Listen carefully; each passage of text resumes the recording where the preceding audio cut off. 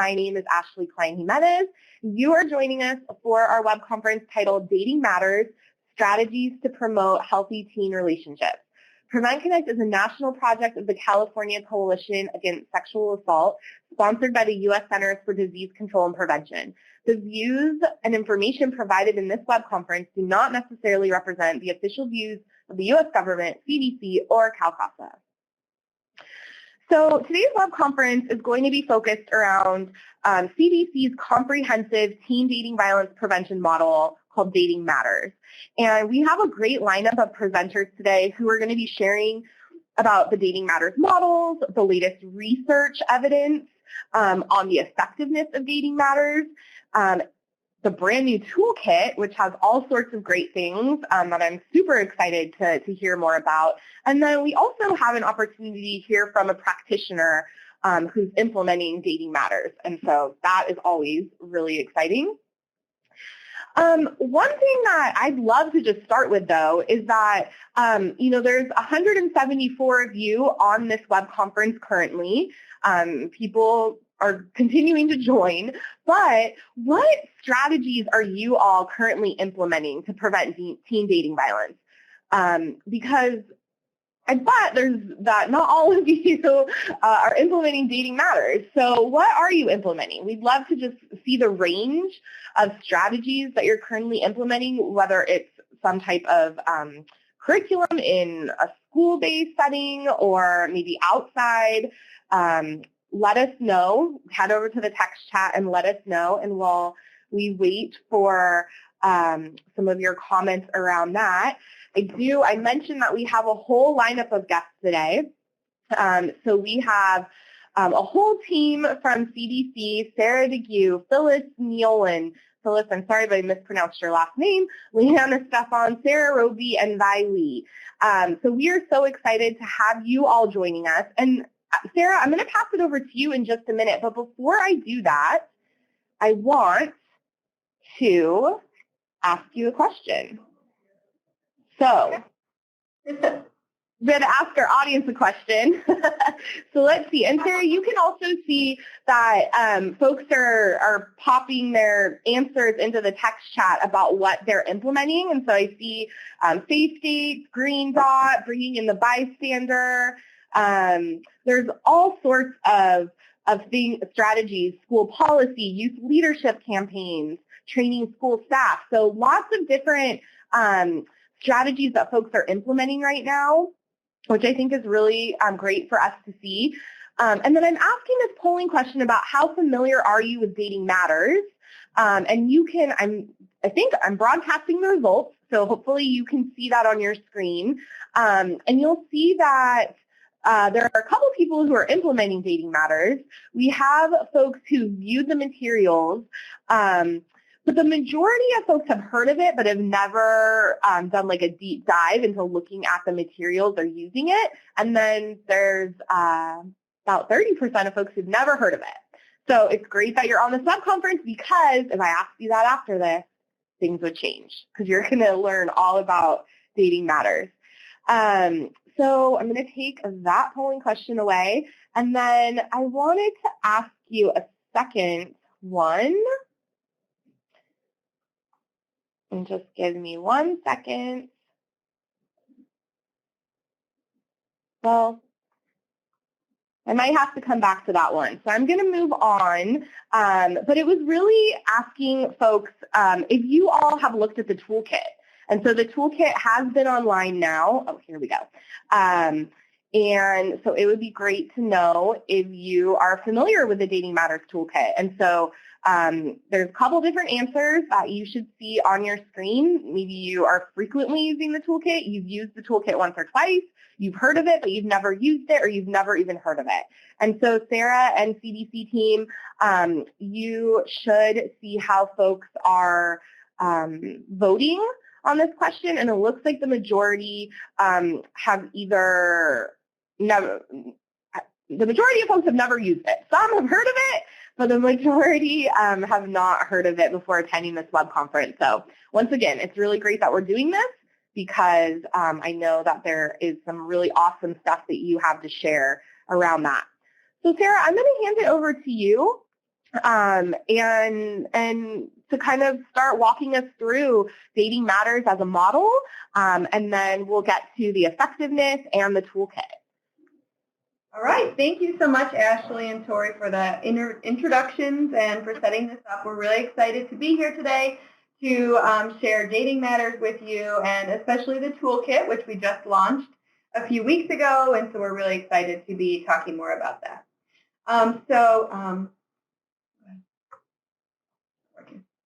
Sorry. Okay, so as many of you know, teen dating violence is a public health problem. Among those who are dating, 1 in 5 girls and 1 in 10 boys in high school reported experiencing physical or sexual dating violence in the last year. And of course, teen dating violence can involve physical, sexual, or emotional abuse or stalking. It may be perpetrated by a current or former partner in a casual or serious relationship, and it can happen electronically or in person. In addition to the risk of immediate injury or death, we know that teen dating violence can also have serious long-term consequences for mental and physical health, and it really sets the stage for violence in adult relationships as well, including intimate partner and sexual violence. So, of course, we need to prevent teen dating violence before it begins. And to address this need for effective teen dating violence prevention, CDC developed Dating Matters, strategies to promote healthy teen relationships. So we want to start by showing you a quick video that Tori will pull up that will introduce you to this model. Thanks, Sarah. As we get that video up, once again, if you are listening over your phone line, you'll need to use your computer audio to be able to view that.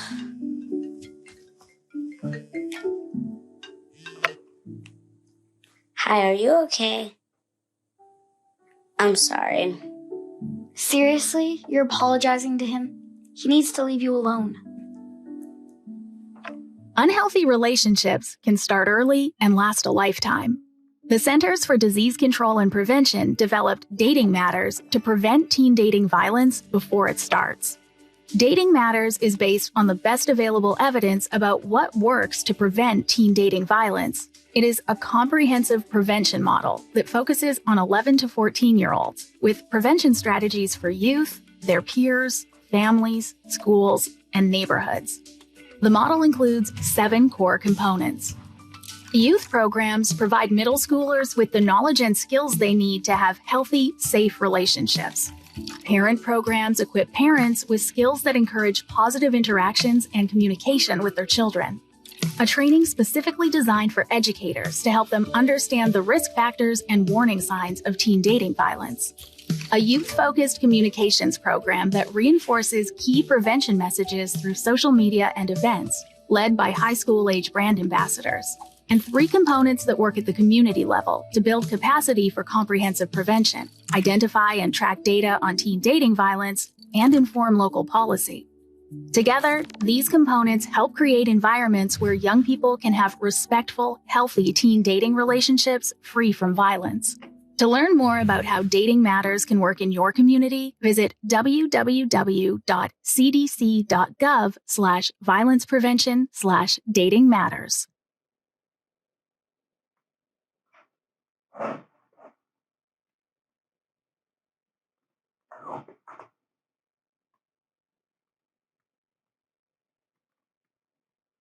And Sarah, we finished the video and we're ready to move on. All right. So thank you. So as you saw in the video, what makes Dating Matters unique is that it is the most comprehensive teen dating violence prevention strategy available, designed to include multiple coordinated prevention approaches that address risk and protective factors across the social ecology. In addition to preventing dating violence, it also focuses on promoting healthy, positive relationships, and it was developed to engage the local public health sector as leaders in this work. Finally, it builds on the existing evidence base by incorporating programs with known effectiveness into the model. So I want to spend a few minutes giving you a high-level overview of each component. Dating Matters includes 3 programs for 6th, 7th, and 8th graders. 6th and 7th grade programs were developed by CDC, and in 8th grade, youth receive safe dates and evidence-based teen dating violence prevention program. All 3 programs are designed to be delivered in schools, focus on healthy relationship skills, and they can be implemented by a health educator or teacher. Dating Matters also includes programs for parents of 6th, 7th, and 8th graders. Parents of 6th graders receive an adaptation of an evidence-based program called Dating Matters. The 7th grade program was developed by the Division of Violence Prevention at CDC, and parents of 8th graders receive the Safe Dates for Families program, which is also evidence-based. The programs are delivered in person with self-guided at-home sessions or a combination of both. They focus on positive parenting, relationship education, and parent-child communication. The Dating Matters Training for Educators launched online several years ago and provides training to youth-serving professionals on their role in teen dating violence prevention. The training follows a school administrator throughout his day as he highlights what teen dating violence is and how to prevent it through graphic novel scenarios, interactive exercises, and information gathered from leading experts. When implemented as part of the Dating Matters model, it should be completed by all school staff in an effort to create or reinforce a school climate that supports healthy relationships and addresses the need for teen dating violence consistently. It's available free online and takes about 60 minutes to complete. Eye to Eye, What Are You Looking For is our youth communications program. It includes multiple strategies designed to reinforce key messages about healthy relationships from the school-based youth program. Eye to Eye was developed with input from 11 to 14-year-olds through focus groups. A core component involves training high school-age brand ambassadors who serve as near-peer influencers. They organize community events for middle schoolers and coordinate social media activities, as well as an optional text message program. This program was designed to be easily adapted to incorporate the language and interests of youth in the community, as well as changes in technology using platforms that resonate with youth currently. A capacity assessment and planning tool is also available to help communities assess their capacity to implement comprehensive prevention. It uses stakeholder surveys to identify strengths and areas for improvement and track progress over time. Our guide to informing policy is an interactive online tool designed to help local health departments assess, inform, and enhance local policies related to teen dating violence.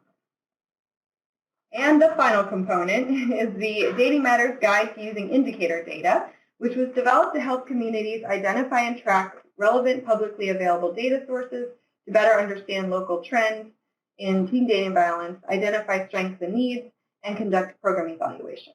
So that is Dating Matters in a nutshell. And there's much more available information in the toolkit, which I'll talk about in a little bit. But first, I will turn it over to Dr. Phyllis Nylon and Dr. Leanne Estefan to talk about the science behind Dating Matters and what we know to date about its effectiveness. Great. And actually, before we go to Dr. Nylon and Dr. Estefan, I'd love, Sarah, you just talked about one of the tools is using indicator data to be able to inform prevention for teen dating violence.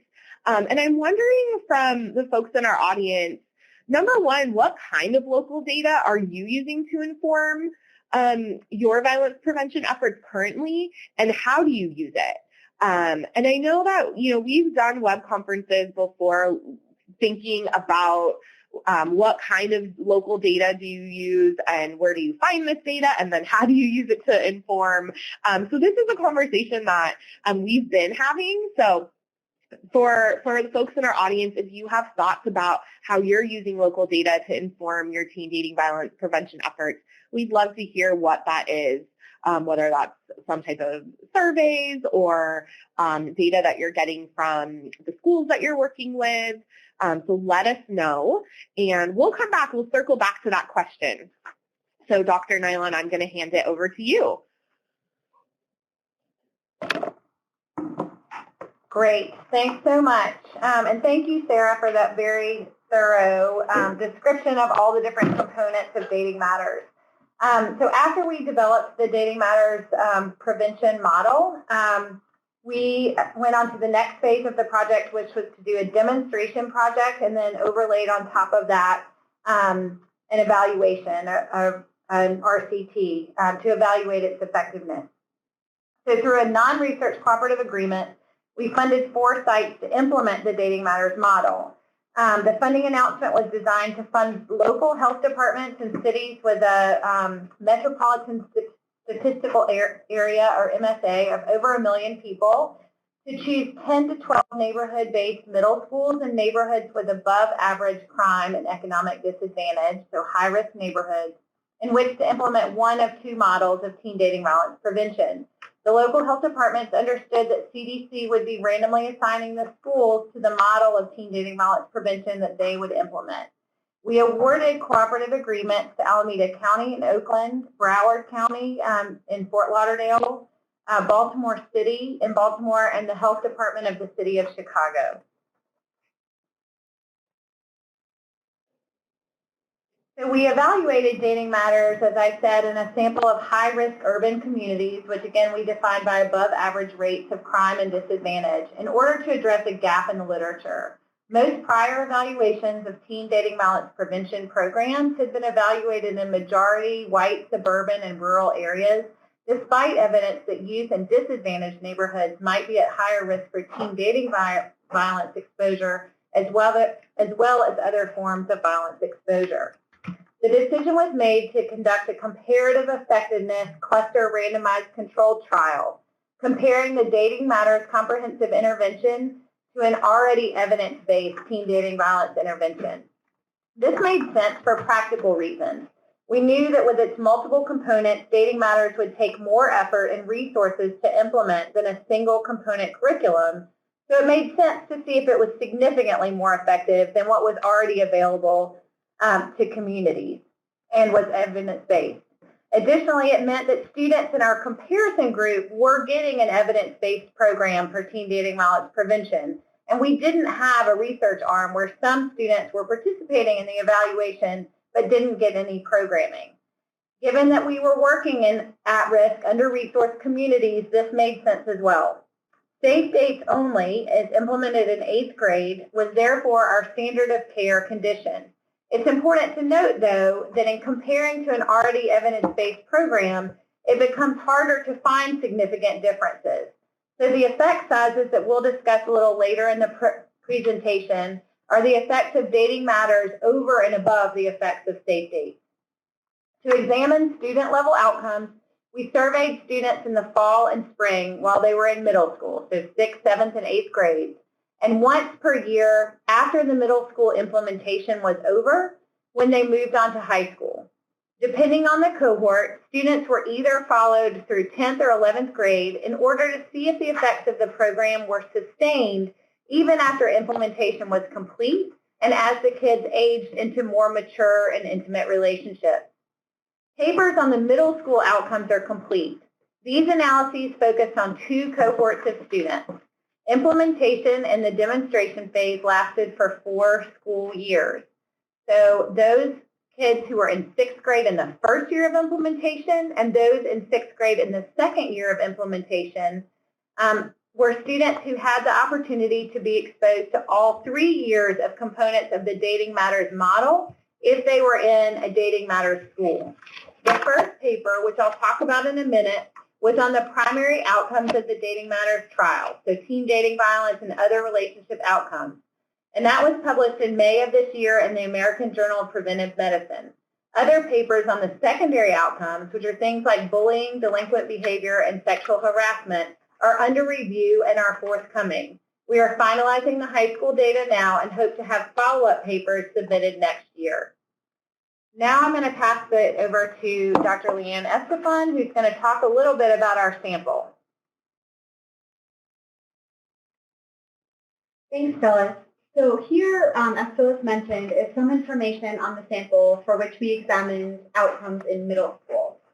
As Phyllis mentioned, we conducted analyses only on the 2 cohorts that had the full exposure to Dating Matters in 6th, 7th, and 8th grade. In those groups, there were 3,301 students, and you can see the breakdown of their race, ethnicity, and gender here on this slide. When we looked at the teen dating violence-related outcomes specifically, we only included students who reported having dated at any point in middle school, and that group was 2,349 students. We measured teen dating violence by breaking it into subtypes and measuring multiple items for each subtype. This is different than how other surveys that you may be familiar with measure teen dating violence, such as YRBS that I saw a couple people mention in the text chat. Within each of the categories that you see here, the items ranged in the severity of violence, and you can see that we measured a total of 31 items across the 6 subtypes of TDV. In the following slides, you'll notice that our percentages may look different than what you were expecting, and this is for a couple of reasons. One is that the overall number of items, as I just mentioned, we measured a lot of items. We also assessed additional forms of violence compared to other surveys, so including relational violence, for example. And finally, as Phyllis mentioned before, our sample was high-risk urban youth. Here's the overall reported teen dating violence perpetration and victimization for males, females, and those groups overall among the youth who reported dating. What we're showing here is the percentage of youth who answered positively to any one of those 31 items used to measure teen dating violence at any time point. Because of this and the other factors that I previously mentioned, the percentages for all of those groups are high. Here, we're showing the percentage of male and female students who reported any one of the items in each of the categories. For each of the subtypes of violence, I'll provide an example of an item for perpetration and victimization, and it's important to remember that these items, again, varied in severity. So for physical violence, one example is that I threw something at my partner or my partner threw something at me. And in this category, slightly more girls reported perpetrating physical violence than boys, but reports of victimization were about the same. For sexual violence, an example is that I forced my partner to have sex when they didn't want to, or I was forced to have sex when I didn't want to. Here, slightly more boys reported perpetrating sexual violence than girls, but about a third of youth reported that they had been sexually victimized by a partner. And then the last category here is severe physical violence. An example of this is I bit my partner or my partner bit me. And then overall, about a third of both boys and girls reported that they had perpetrated and had been victimized by this type of violence at least once. Oh. And then I think, I apologize if I messed up my slides here, but the last subtypes of the prevalence are verbal, relational, and threat. And so for verbal violence, an example is I insulted my partner with put-downs or they insulted me. This is the highest category for all of the subtypes of violence for both boys and girls, with around 80% reporting both perpetration and victimization. In relational violence, an example is I spread rumors about my partner or they spread rumors about me. Overall, the perpetration for this form of violence was low, but about a third of both groups reported being victimized by this at least once. And then finally, for threat violence, an example is I threatened to hurt my partner or they threatened to hurt me. And about a third of both groups reported perpetrating and being victimized by some type of threat violence in middle school. And now I will turn it back over to Phyllis.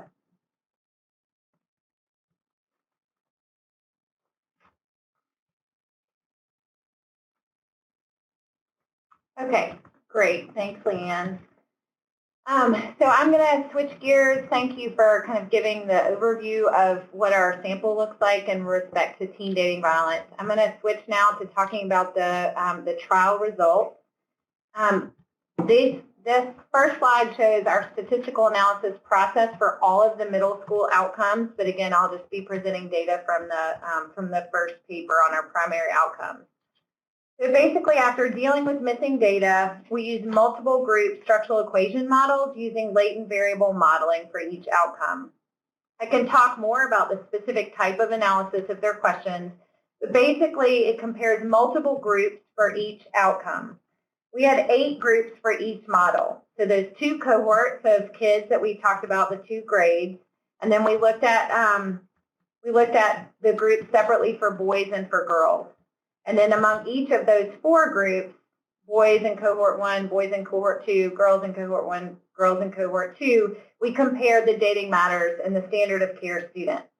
So in a minute, I'm going to show you graphs of these comparisons. So there'll be 4 graphs then for each outcome, and the graphs will show across the 6 time points in middle school. I'll talk more about these graphs and orient you a little bit more when we put them up and show you those in a minute. So after I show you the graphs, you'll see a graphic where we put the results in one slide that shows the average risk reductions on variables where we found statistically significant differences between Dating Matters and standard of care.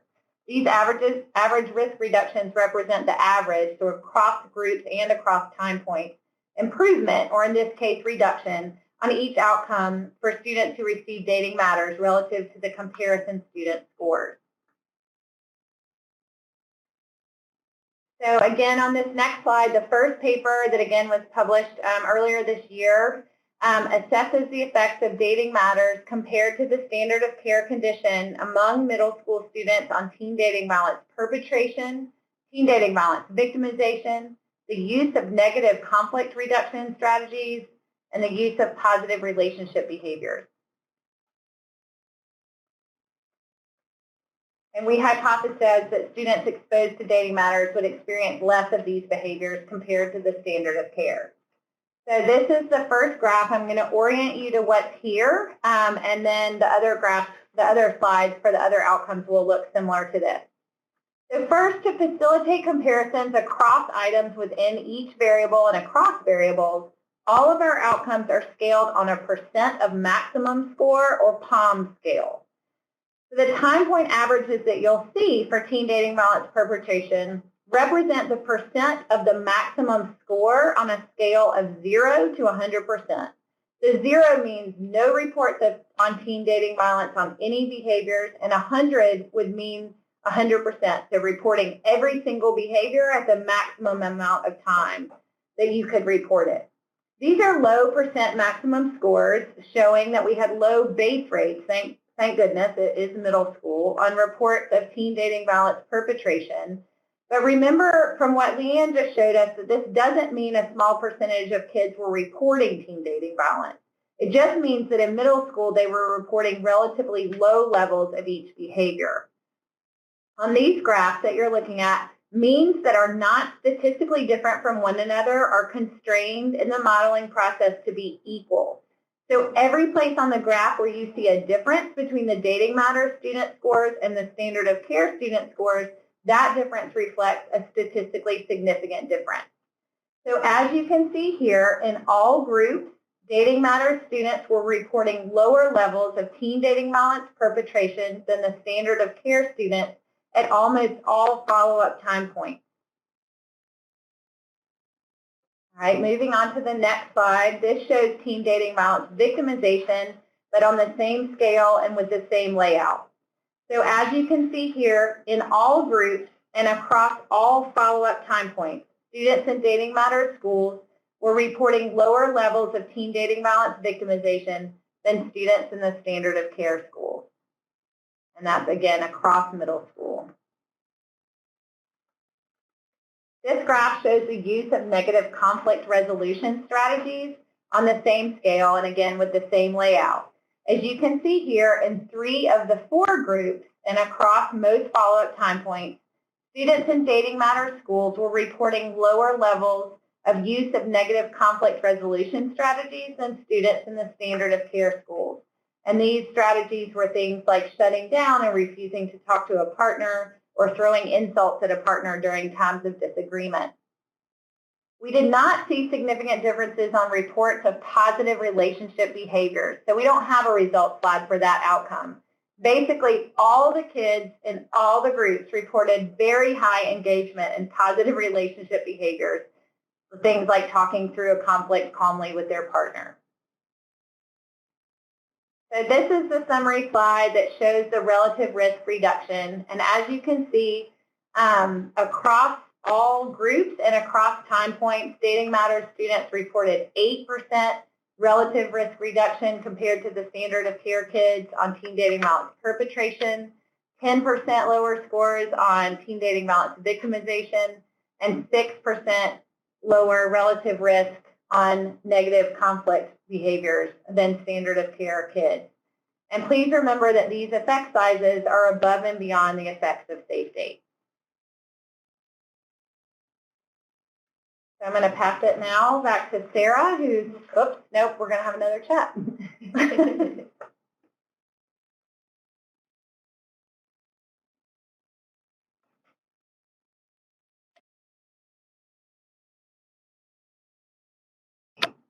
Ashley, we can't hear you if you're talking. Oh, thank you so much for telling me that, because I was on mute. I do what I tell people not to do. So thank you so much for walking us through what that data looks like. And it's really exciting to see the effectiveness of Dating Matters across those categories. I want to do two things. So, Tori, I was wondering, we had asked that question about using local data, what local data folks were using and kind of like how they were using it. And so I'm wondering if you could just give us a quick summary of what came up for people. Yeah, of course. And thank you to everyone who participated in that text chat question. We had a lot of folks saying that they used the YRBS data, the Youth Risk Behavioral Survey data. We also had someone point out that folks really, really want that local data. Even if it's state level, folks may not feel like it applies directly to their community. So having very local, very close to the local community data is helpful too. Folks had mentioned having university and school climate surveys that include questions on intimate partner and teen dating violence. Folks also mentioned a lot about pre-post surveys before and after they conduct programs, and also mentioned things like process forms and community level outcomes forms. So thank you all for sharing that. I also noticed that folks are sharing their specific forms with each other. So thank you for connecting with that. Great. Thank you, Tori. And so our next question for our audience is, now that you've just heard the evaluation process and the evidence of effectiveness around Dating Matters, how will that information influence the work that you are doing? And so as you kind of ponder on that and give us some of your thoughts around that, Sarah, I want to pass it back over to you and have you walk us through the Dating Matters Toolkit. I know this was something that was worked on for so long, so it's so exciting to see it live and ready to go. Thanks, Ashley. Yes, it was very, very long, so we're really excited that this day is here and we get to share it with everyone. To help bring this evidence-based program that we have developed here to as many communities as possible, we developed a Dating Matters Toolkit and launched it nationwide in September of this year, so just a few weeks ago now. The toolkit is available now on Veto Violence and includes everything you need to implement the Dating Matters model in your community. So we're going to show another video again quickly that basically gives you an overview of what's in the toolkit, and then I'll talk about it some more. And just a reminder to please use your computer audio for the videos. Welcome to the Dating Matters Toolkit, your one-stop shop for everything you need to carry out CDC's comprehensive teen dating violence prevention model. Dating Matters includes multiple components for youth, families, schools, and communities. To help you navigate implementation, the toolkit provides a number of resources. At-a-glance summaries provide an overview of each component, including the resources needed, and can help you engage community partners in your efforts. The Guide to Implementation, with helpful topics like recruiting partners, estimating a budget, building a well-trained team, and creating sustainability for prevention activities. The Coach's Playbook, to help the prevention supervisor of the youth and parent programs support and train facilitators of the Dating Matters programs as designed. A free interactive online training for facilitators of the youth and parent programs to help prepare them for sessions and implement with fidelity. And Team Up for Dating Matters, an online space for peer-to-peer support and sharing tips and lessons learned with other communities involved in Dating Matters. There's a lot of information in the toolkit, but it's been carefully organized to help you find exactly what you need. You can find the right tools and resources either by identifying your role or by exploring a specific component you're interested in, like the youth programs or educator training. Depending on your role, you may not need all of the tools and resources available, but feel free to explore the toolkit and learn more about the larger Dating Matters model. Every component is important. Every role is valuable. The Dating Matters Toolkit can help you and your partners prevent teen dating violence before it starts.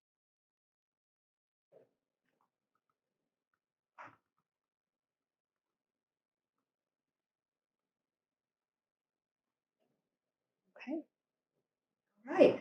So hopefully that video gives you an idea of what is in the toolkit, but I want to walk you through a few resources in more detail so you can more easily find what you're looking for when you use the website.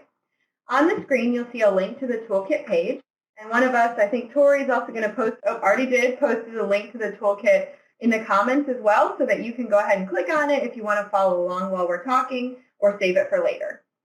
When you get to the toolkit landing page, which you see here, you'll click Explore Dating Matters to enter the website. Inside the toolkit, you'll see this map with each component of the Dating Matters model situated in its place in the community, at home, at school, in the health department, or in town. As you saw in the video, you can navigate the site on the left by component or role. This should make it easier for you to find the information you need quickly depending on your interests, needs, and goals. When you click on a component like youth programs, which you'll see here, you'll find some more detailed information about that component, including an at-a-glance brief with high-level information about the goals and resources needed to carry out that component. You can see what one of those looks like here, with information, for example, about the goals, delivery, staffing and resources needed, and any costs involved in implementation. These briefs can be used to educate decision makers and stakeholders and engage partners without needing to get into the weeds of the specific implementation guidance and training. Each component page will also link to the relevant role page, where all of the tools, guidance, and materials you need to implement that component are provided. And you can see the arrow pointing to the place where you would click there. On the role pages, you'll find all of the materials, tools, training, and guidance you need to carry out that role. But you might be wondering, what are the roles involved in Dating Matters? To know which role page you're looking for, you need to know how the Dating Matters implementation team is organized. So let's look at that next. Here are some of the key roles we recommend for Dating Matters implementation. A prevention lead in each community is responsible for overseeing the implementation of the entire Dating Matters model at the community level. Prevention leads handle many of the logistics of recruiting schools and parent participants and securing the location, staff, and materials needed to implement the Parent, Youth, and Eye-to-Eye program. In addition to supervising the activities of Dating Matters coaches and Eye-to-Eye program facilitators, they engage community partners in planning and capacity building activities to facilitate implementation and sustainability. They also oversee the policy and indicator data components of Dating Matters. The Dating Matters coach is a staff member of the lead organization who provides training, supervision, and support to facilitators of the Parent and Youth program.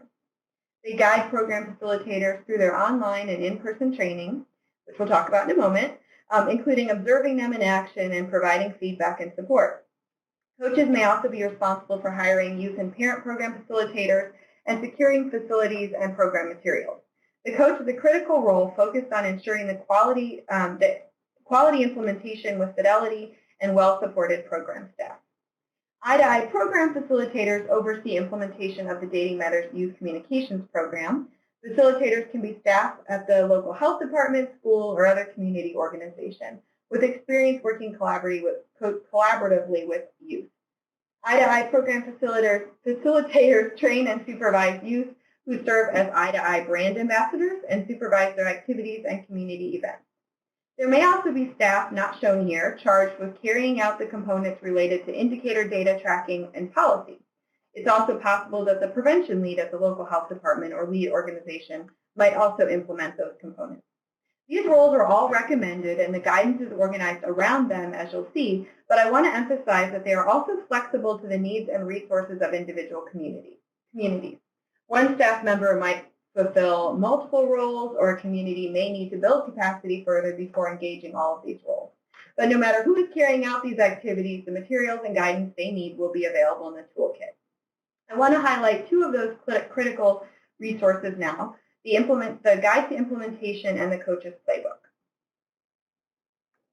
The guide to implementation, which can be found on the Prevention Leads page or under Quick Links, provides overarching implementation guidance for the entire comprehensive model. It helps the prevention lead to engage partners and stakeholders, assess and build community or organizational capacity, develop an implementation action plan, create a budget and staffing plan, recruit schools and parents, consider appropriate adaptations, and plan for evaluation and sustainability. This guide is a great place to start if you're considering implementing Dating Matters.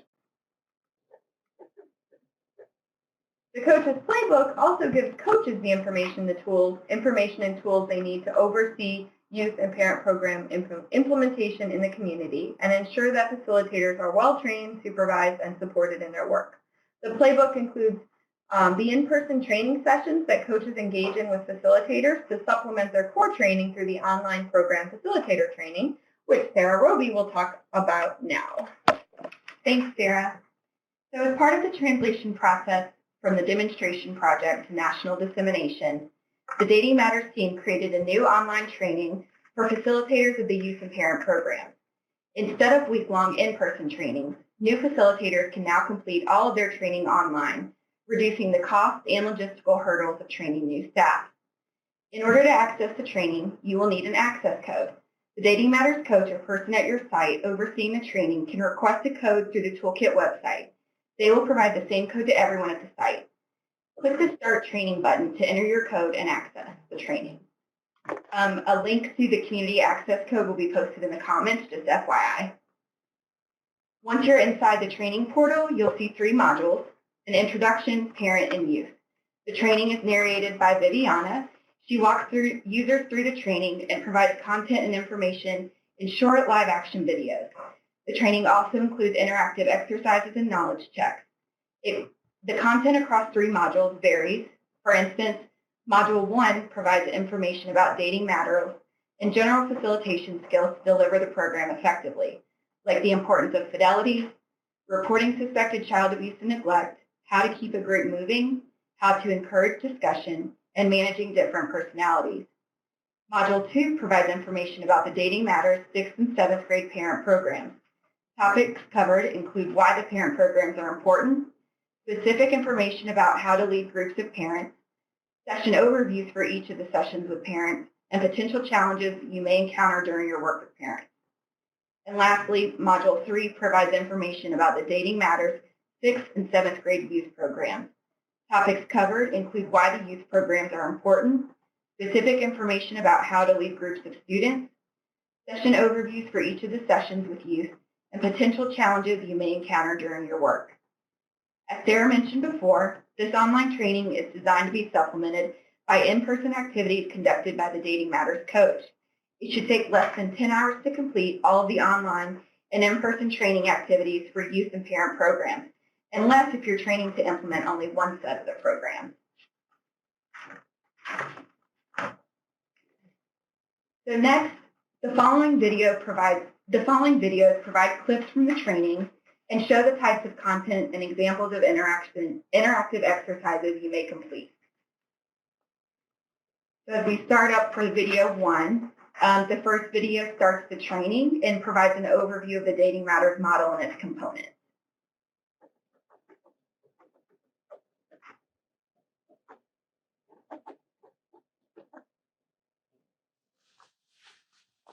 Welcome to the Dating Matters Strategies to Promote Healthy Teen Relationships Facilitator Training.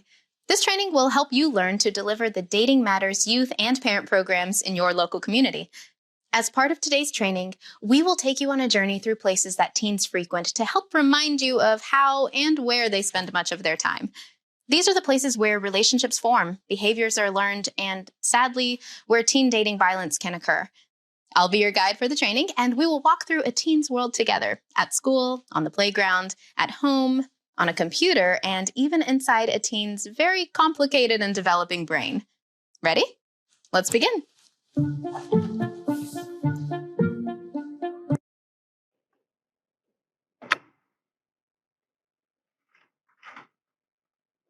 second video is an example introduction to interactive exercises in the training. Watch as Viviana explains the next on-screen exercise to help users learn one of the discussions you could lead with parents in session 5.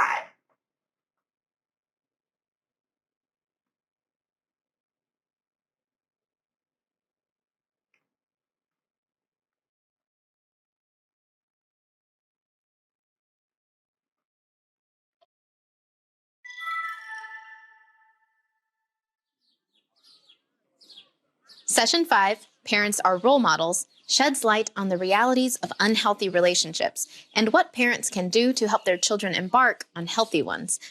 One of the games you'll play with the parents in your group shows them how things are never black and white when it comes to relationships. Also, what some teens may consider healthy behaviors may be anything but. Take a look.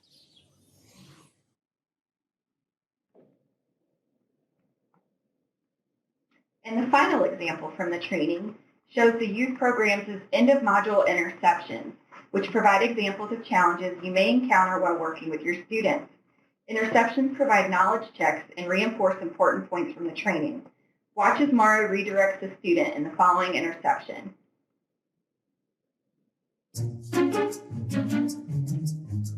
Every now and then, you may get a student who tries to dominate the conversation or be a jokester. So let's see how Morrow handles this challenge in our next scenario. So just like you need to look at the ingredients of food that you're putting in your body, you also need to think about the ingredients of a healthy relationship. What does that mean? We're supposed to take all our friends and pretend like they're ingredients? That's funny. Like if Cody was macaroni and cheese. Joseph was a hamburger. What's he made up of? And if Brooke was a peanut butter and jelly sandwich. Is she healthy or unhealthy?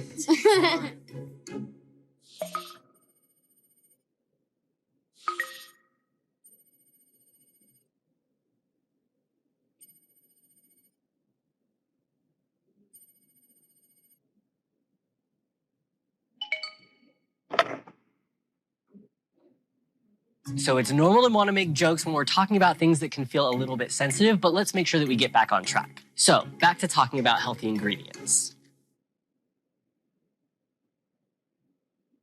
So those are just a few examples from the training.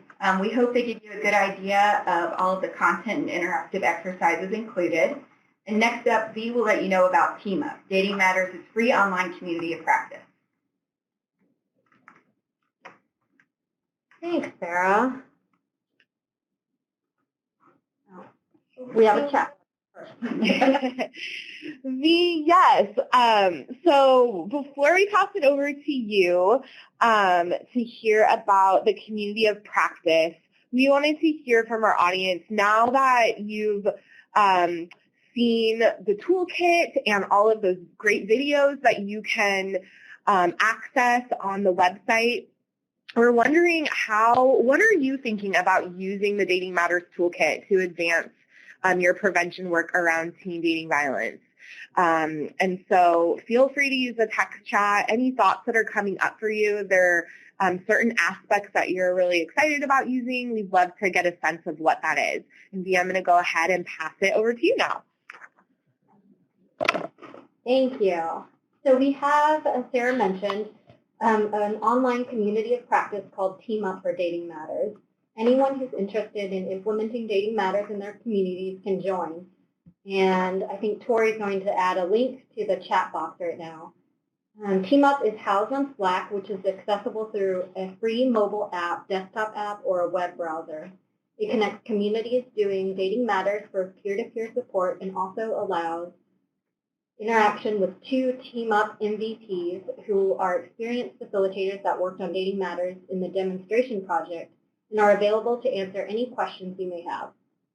And we, the CDC Dating Matters team, is also there to interact with you as well.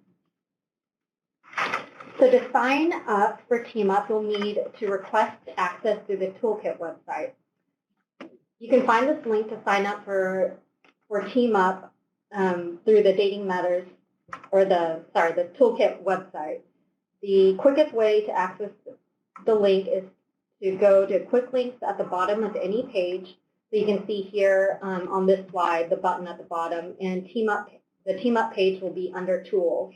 Once you're on the page, just click the link under How Do I Join, and it'll take you to the request form.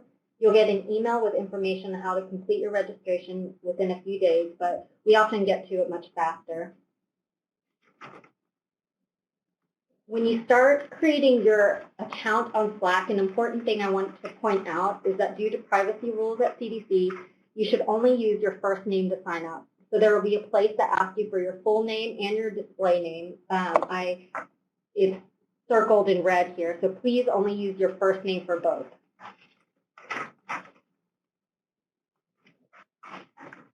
So this is a Slack platform, which you may have heard or used before. Once inside it, it looks like this. The main landing page is called the workspace. Within the workspace, in the left-hand panel, you'll see a list of channels which are organized by topic. For example, the Prevention Leads channel is a place for prevention leads to get information and ideas related to planning and sustaining dating matters, and the Youth Programs channel is for anyone wanting information related to youth program implementation. When you first sign up, you'll automatically be added to all these channels, but as you learn what each channel is for, you can opt out of the channels not relevant to you. But within each channel, you can post comments and questions that will be seen by other members of that channel, and you can see that here in the center panel. We're currently on the Meet and Greet channel. You can set up notifications so you'll know when others post or reply to you. When you join, even if you're not new to the Slack platform, I recommend you to look over the Team Up user guide. It has all the information you need on what each channel is and all the basic functions within Slack so you can make the most of this community. The Team Up user guide can also be found in the Slack support channel, and you'll also be emailed the guide when you request access to Team Up. Next, we have two Team Up MVPs, Mauro and Aisha, who will be engaging with everyone to help answer questions and share their lessons learned. So next up, we have Mauro here to tell you a little bit more about his experiences as a facilitator during the Dating Matters demonstration project. Hi, can folks hear me okay? We can hear you. Awesome, that's great. Okay, so that's me. You've also seen a little bit of my face that looks much younger for that video, having only been filmed 3 years ago, so we're just not going to get into that. However, I'm pulling up my slide here, and I'm just going to talk through a couple of these things. So I was part of the evaluation phase of implementation, and it really gave me a lot of really just important insights into how all the moving pieces worked. I'm drawing upon, seeing things from the public health side of things and the CBO side of things, as well as the school district side of things. And I've worked really closely with all those folks throughout this, as well as, the CDC folks and Banyan. So I just really want to just offer my appreciation for the ways that folks have sort of like welcomed my feedback into this process. So I just want to offer that to start. So my experience on the demonstration project, one of the most important pieces of that was the facilitator training. So I participated in training folks on the 6th and 7th grade Dating Matters curriculum, as well as Safe Dates, became a master trainer for that. And, I really can't tell you just how important it was to really invest in the folks who were going to be doing, the implementation on the ground, both with the students and with the parents, preparing people for, the reality of just how much these conversations bring up. It's like they're important and essential conversations, I think, precisely because they're had too rarely. And so in those rare opportunities like Dating Matters sessions, either with students or parents, a lot comes up. So making sure that facilitators are, really well trained with accurate information and, folks know how to kind of like even identify misinformation with their own ways of thinking about things, and, really making sure that facilitators feel supported in that role, because, the facilitator training doesn't just end after you've taken them through, implementing the curriculum. The facilitator training needs to continue, into the point where they're actually working with people so that they have, places to come back to. So, if that's happening locally, if that's happening through Slack and the Dating Matters Team Up site, no matter how that's happening, just really encouraging facilitators to continue to reach out for support wherever they can get it, whether it's with folks they're working with on the ground or through, the online community. I've been following the text chat here, and I've been noticing that there are just like lots of questions around, just like the multicultural relevance of this, including, the relevance for like LGBTQ communities, particular questions about, how we're making sure that this education is relevant for, our trans and non-binary communities as well, which is, something really important to me.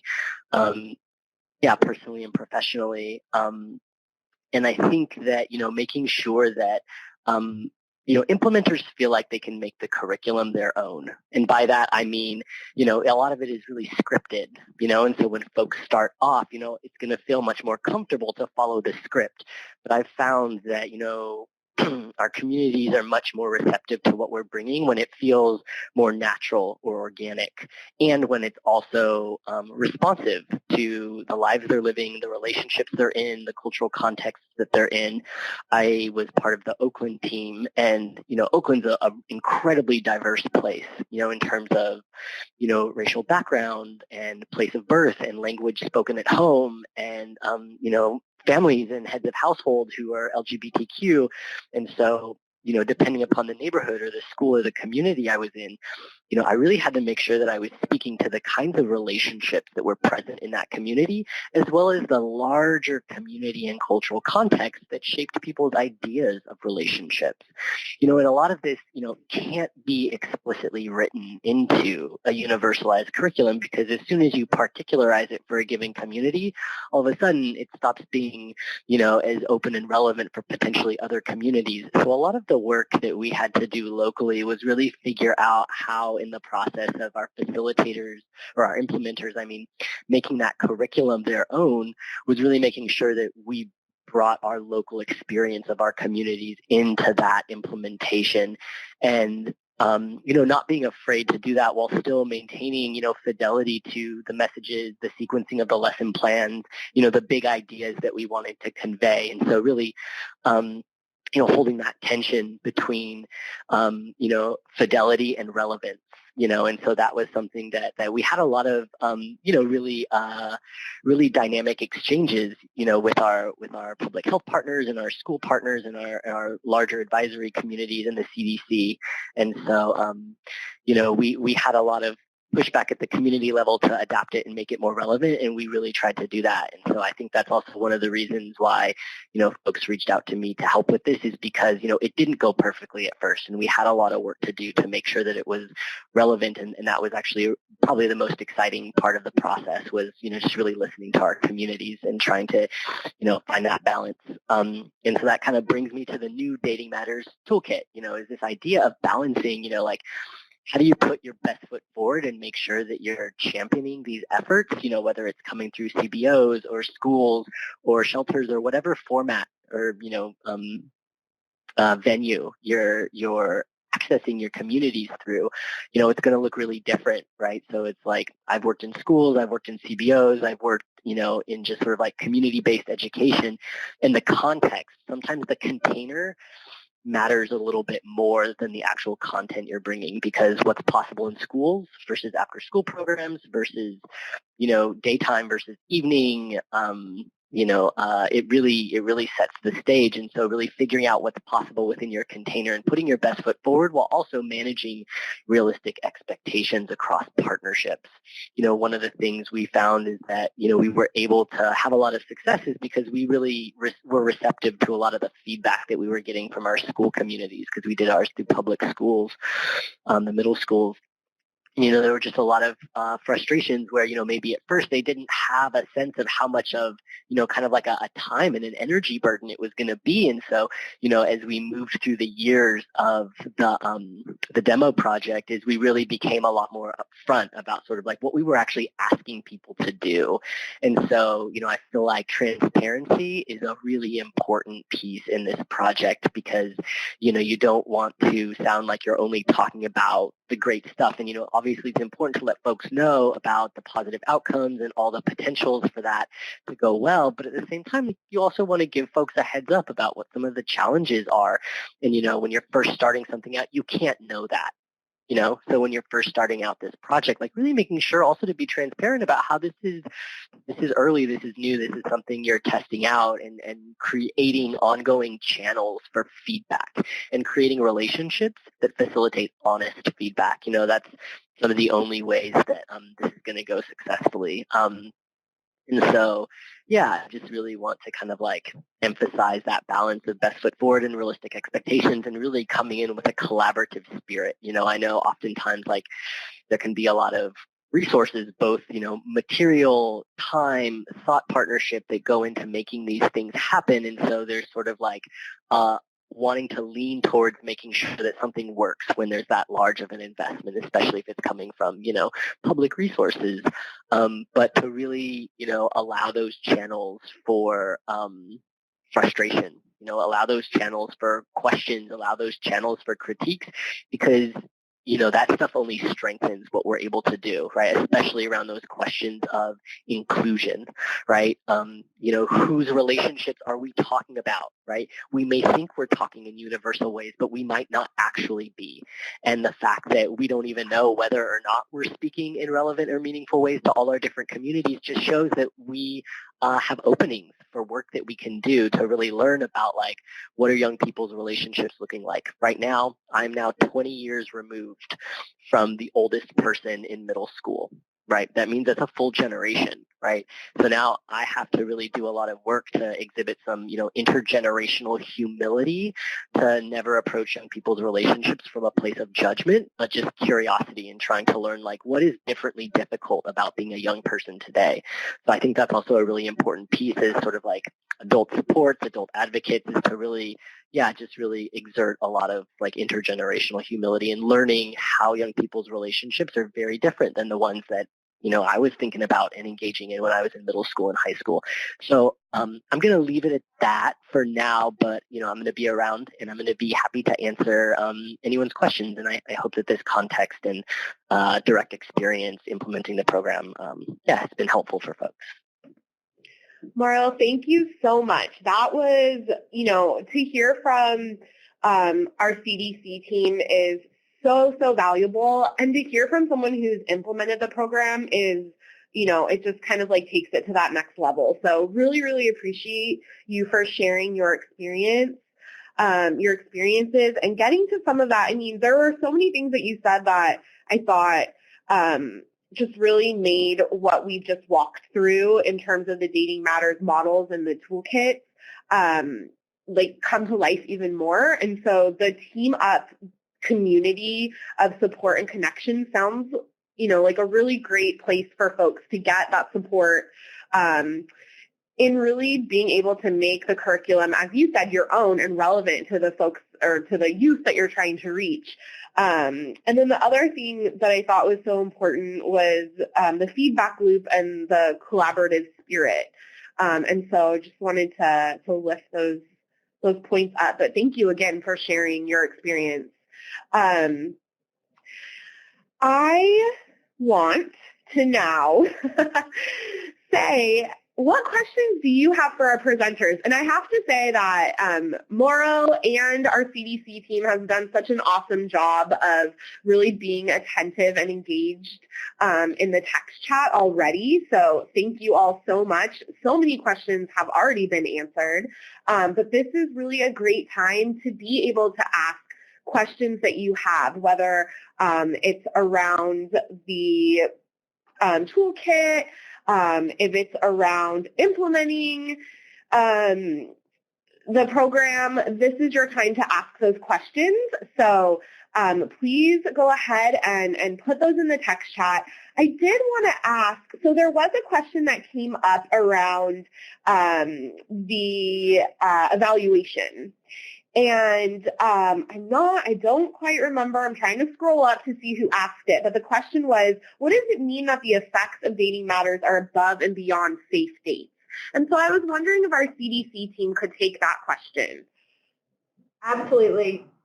This is Phyllis Nylon, and thank you for kind of raising that question. I'm sorry for kind of rushing through that point, and I'm really glad that you asked. So our design was set up so that we compare the Dating Matters comprehensive prevention model to safe dates as implemented in 8th grade.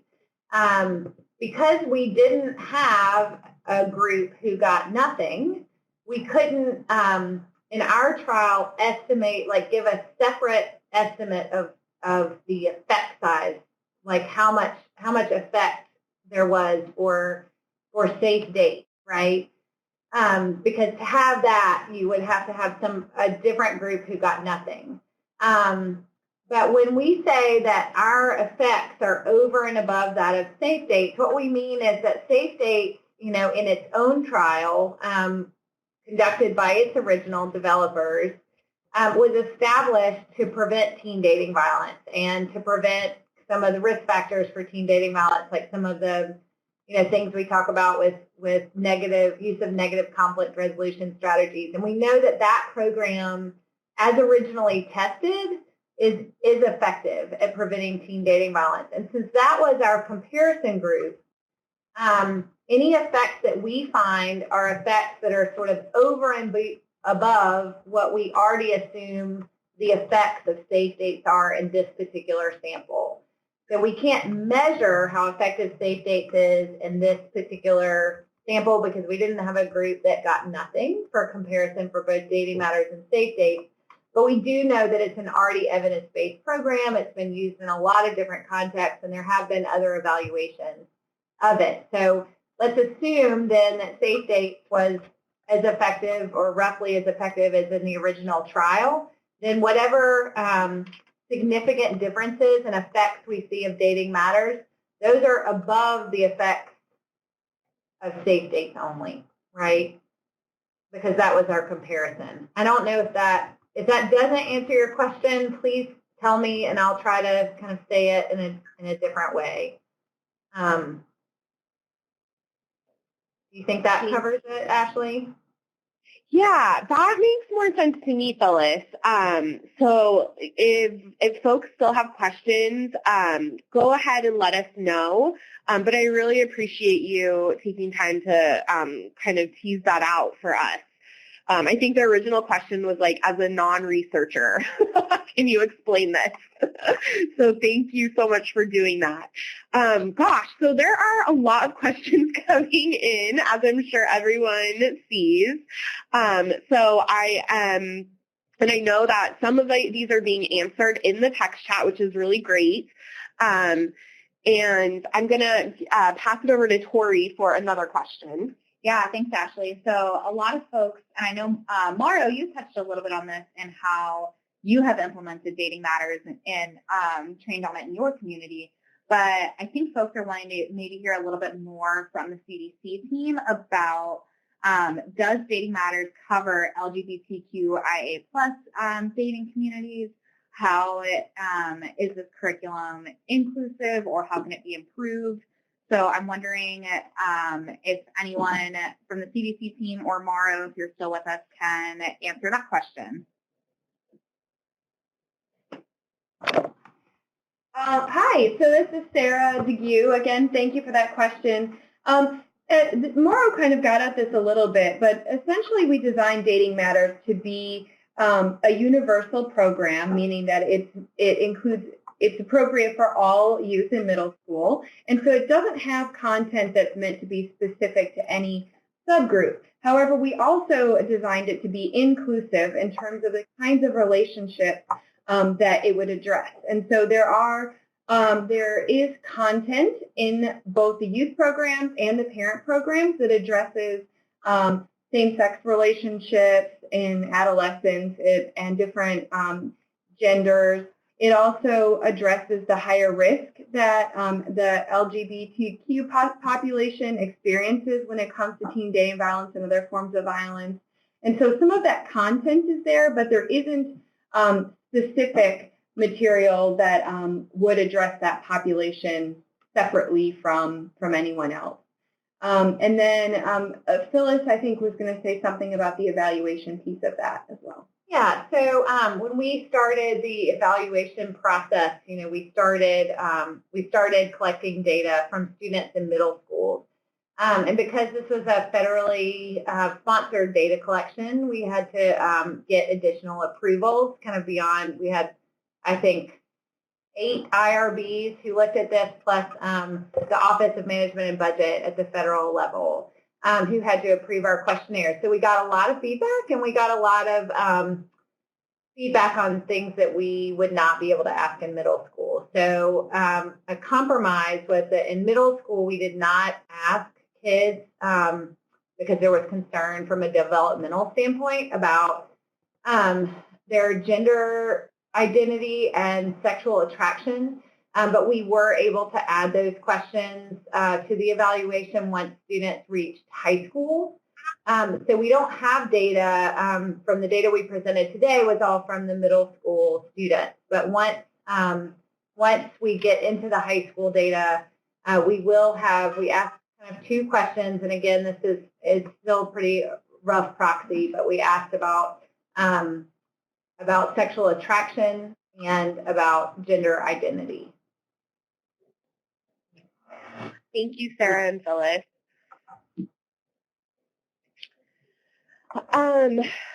There was another question around, let's see, fidelity.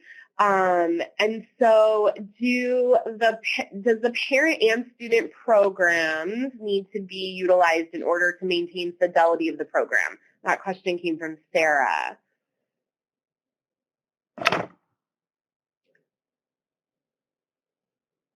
Can you repeat that? Sorry, the phone broke up for a second. Sure. So the question was, do all components and the parent and student programs need to be utilized in order to maintain program fidelity? Yeah, so the model was evaluated as a comprehensive model as it was developed. So the evaluation really looked at whether the entire package of materials was effective as compared to safe dates only in 8th grade. And so really what we know at this point that is when you do all of these things, it works better than safe dates. We don't know at this point, we don't have the ability to look even at this point in our data at whether only the youth programs are effective or only the parent programs are effective. So the evaluation, the evidence of effectiveness is really limited to the full model. At the same time, we recognize that every community is not ready to implement a comprehensive prevention model like Dating Matters with all of the components at the various levels, especially right up front. So we built the toolkit to be flexible and to allow communities to start with the resources and interests and buy-in from community partners that they have, and to be able to begin implementing only those pieces that meet their needs and that they have the capacity for to start with, in the hopes that using the capacity assessment tool and building kind of the support for it in the community, that they'll eventually be able to build up to doing the entire comprehensive model, which is where the evidence is at. And so it's kind of a layered issue in that we want people to communities to hopefully implement the entire model, which is evidence-based at this point, but we recognize that you can't necessarily start off there. Great. Thank you so much, Sarah. Let's see. There was another question. Tori, do you have a question ready to go that you've pulled out? Yes, I think one of the first questions that someone had asked, and let me scroll up to it. So Leanne had asked, what has the impact been on parents? Do you all have any additional data or evaluation or stories that you can share about how Dating Matters has impacted parents? Thank you for that question. This is Phyllis. So as part of the original RCT, we attempted to collect surveys from parents. We attempted to collect from parents who were participating in the Dating Matters Parents program, those maybe just who had kids who were participating in the Dating Matters program but weren't necessarily participating in the parent program, and then also parents from the standard of care schools. And we found that it was really difficult to engage parents in a way that would enable them to really take time to fill out the surveys. So we tried really hard to get sort of an adequate response rate in order to evaluate the surveys. And as we didn't get there after a couple of years, we had to abandon that part of the evaluation. However, later on in the demonstration project, we conducted a series of focus groups in all 4 of the sites with students and with parents and some other participants.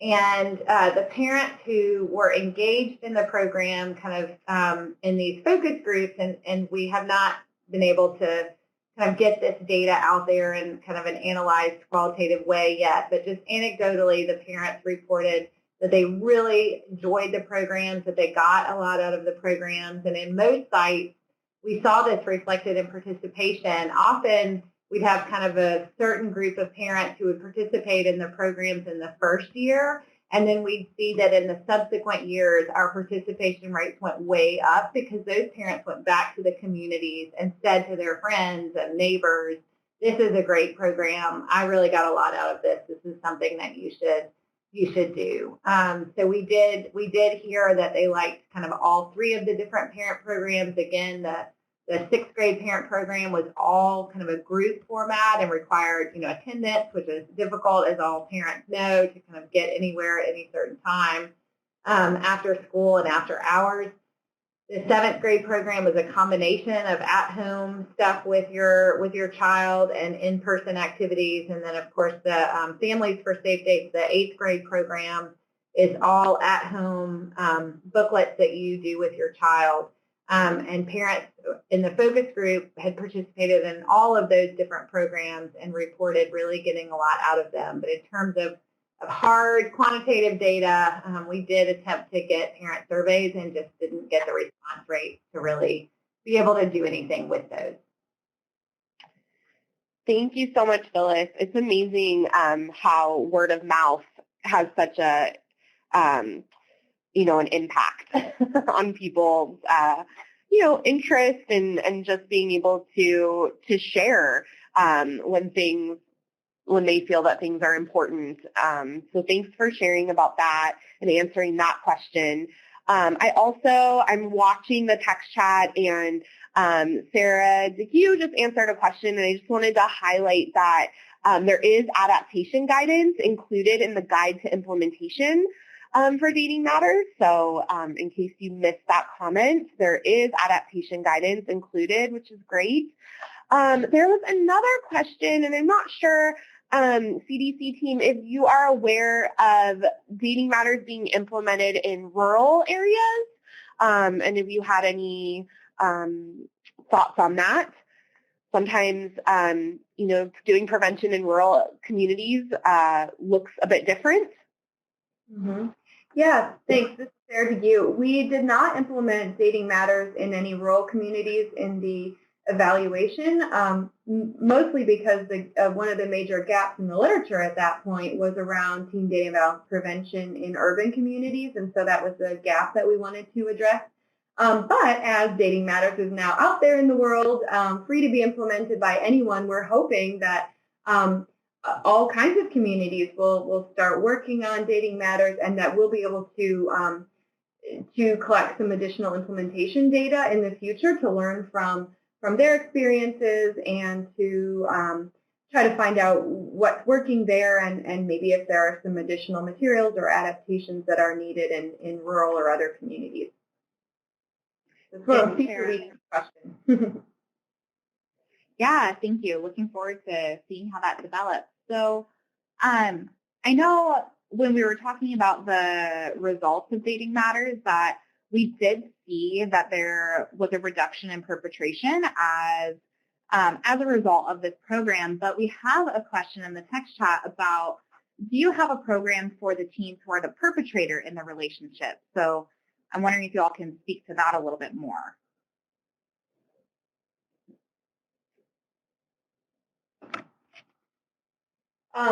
Dating Matters doesn't include any targeted programs for perpetrators or for older youth that are at high risk specifically, but there are other programs that exist that address those populations.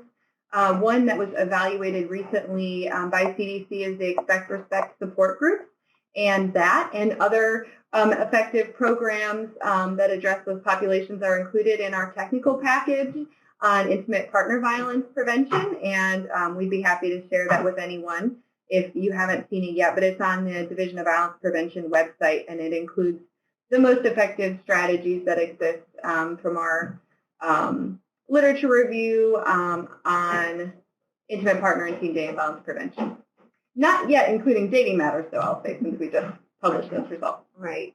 Yeah, Dating Matters was really designed and intended to be a primary prevention strategy. So it's set up to be for all kids in the school. So you may have some kids in there who are already perpetrating. We did have reports in our data, as you could see, of kids already reporting, even in 6th grade, of perpetrating forms of teen dating violence and experiencing as victims forms of teen dating violence. But our program was designed specifically to be, more targeted towards more primary prevention. So it's not targeted at perpetrators or towards victims either. It's just all the kids in the school in order and hope to prevent teen dating violence perpetration and victimization and other risk behaviors. Thank you both. And I just posted, as Sarah mentioned, CDC has released a series of technical packages, and Prevent Connect did a web conference on the intimate partner violence across the lifespan technical package. And so I put a link to that in case you're not familiar with the technical package and are looking for more information around that. You can access that there. And there's actually a direct link to the actual technical package as well.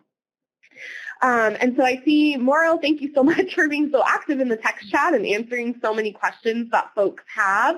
I am just continuing to scroll through, and there's lots of questions that have been answered in the text chat. But if you have, we have a couple minutes left, so if you have a question that has not been answered yet, you are welcome to put that in. We can also, as if folks have other questions, I'll be watching for that. But I know that we do have one more slide that I'm going to move to. And so CDC team, would you talk a little bit more about how folks can learn more about Dating Matters? Sure. Thank you, Ashley. So we just wanted to point you, if you have any additional questions about Dating Matters, to our CDC website. We have the Toolkit website, which we linked to earlier, and that contains all of the detailed information that you need if you actually are digging into implementation and want to learn more about how to do that. But on our CDC website linked here, there's more of the high-level information about what's included in Dating Matters, how is it developed, the science behind it, including all of the publications that are out so far, and then some success stories with videos from the demonstration project, and then also a link to the toolkit if you're ready to get started. So we just wanted to point you there if you have any other questions. You're also welcome to email us at datingmatters@cdc.gov, and I've posted that a couple times in the text chat if you need to look that up. But we're happy to answer questions, and we hope to see many of you on the Team Up platform, and also requesting community access codes if you're interested in seeing some of the program materials and trainings. So thank you very much. Yeah, thank you so much, Sarah, and all of your colleagues. We have just a couple more minutes. So Brandy just asked a question. I think this question came up earlier too, around how was the size of the communities defined or decided in the test sites? don't know if that's something that you can speak to briefly. Sure, this is Phyllis. So in the demonstration project, as I said, we funded local health departments who were serving metropolitan statistical areas of over 1 million people. So we did intentionally fund urban health departments who were serving high-risk communities. And then each of those, everyone who applied for that funding announcement was encouraged to select 10 to 12 neighborhood-based middle schools who were in, high-risk neighborhoods. And then we defined high risk as above average levels of crime and income disparity. So really the communities and neighborhoods were sort of defined in the way that we randomized by the middle school, but they had to be middle schools that served a geographic area or neighborhood rather than like a charter school that pulled kids from all over the city. So that was part of the requirement that those schools needed to be sort of neighborhood serving middle schools, but that was up to be defined by the community as long as they were neighborhood based.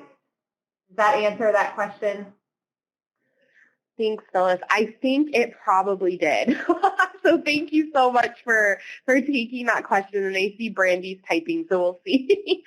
But it looks like it did. Great. Well, I just want to take this last minute to thank, first of all of our participants today, everyone that was in the audience. This text chat was just moving along so quick, and it's really great to see folks engaged and connecting and sharing with one another. So I want to thank you all for coming today and for asking the questions that you had, and I hope that we got to all of your questions. I also really just want to thank our presenters. I mean, you all gave us so much information in such a short amount of time, but in a way that was really digestible. So thank you for that and for answering, so many questions in the text chat. So with that, we encourage you to access the Dating Matters Toolkit. Mauro said to get on Slack where you can get more support and get questions answered. We did record this web conference, so we will be sending you an email when the recording is available to be accessed. So you'll be seeing that. And if there's anything else that you need or have questions about, you're also always welcome to reach out to us at Prevent Connect, and we will help get you what you need. So I just want to, again, thank you all so much for attending today.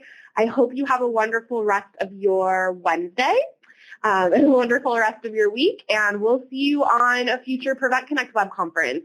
This concludes our session for today. Take care, everyone.